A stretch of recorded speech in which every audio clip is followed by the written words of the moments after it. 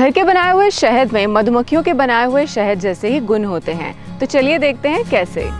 इसकी रेसिपी हमने ऑलरेडी आपके साथ शेयर करी है। सेब हमारी इस रेसिपी का एक खास इंग्रेडिएंट है जो शहद की तरह ही हमें एंटीऑक्सीडेंट्स और विटामिन सी प्रोवाइड करता है। तभी कहा जाता है an apple a day keeps doctor away.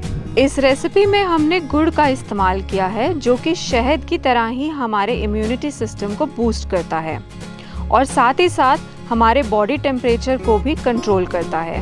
इसीलिए सर्दियों में हमें गुड़ खाने के लिए इनकरेज किया जाता है। इतना ही नहीं पर गुड़ हमारे लंग्स को नेचुरली क्लीन भी करता है। इस रेसिपी में हम नींबू का रस भी इस्तेमाल कर रहे हैं।